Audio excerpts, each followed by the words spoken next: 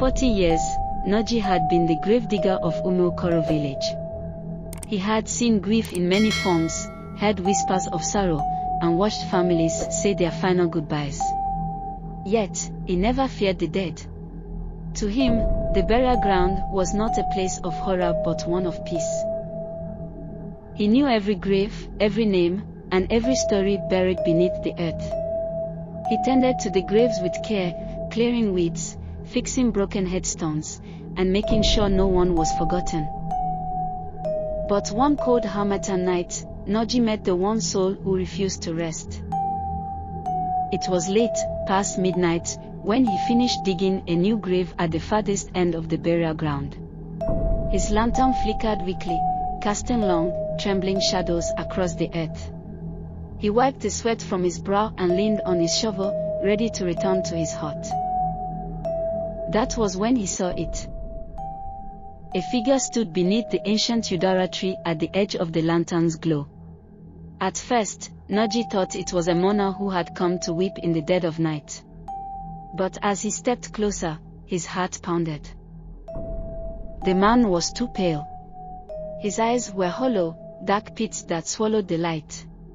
His clothes were old and tattered, clinging to him like they had risen with him from the earth. Noji had tended to this burial ground long enough to recognize a spirit when he saw one. "You dug my grave," the ghost whispered, its voice as dry as rustling leaves. "But you never finished the job."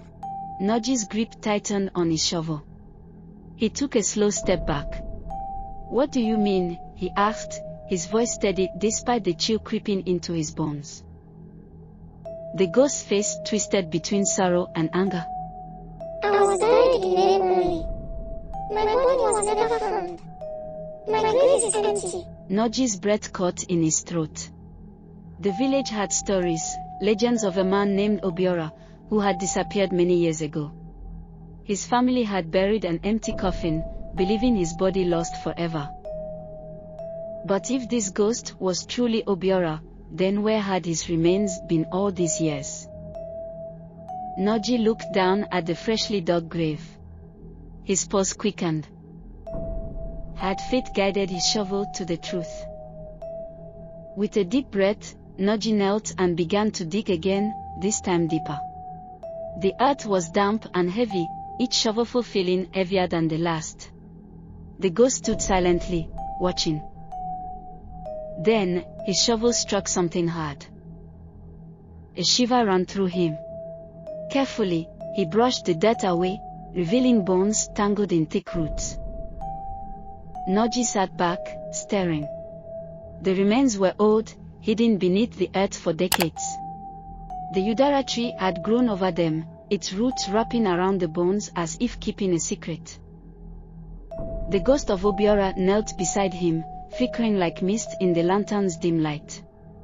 "I was lost," he murmured. "No one knew what happened to me.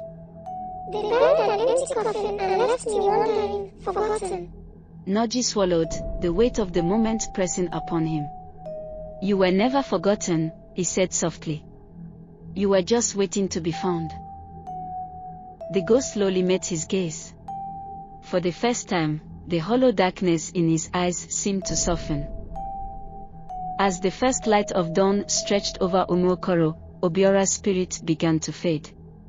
He gave Noji a long, grateful look before dissolving into the morning mist. Noji sat there for a long time, watching the sun rise over the graves. Then, with quiet reverence, he completed his work, placing Obiora's remains where they were meant to rest all those years ago.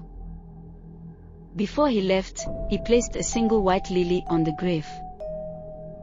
From that day on, Noji did more than tend to the dead, he became the keeper of their stories, ensuring that no soul was ever lost and forgotten again.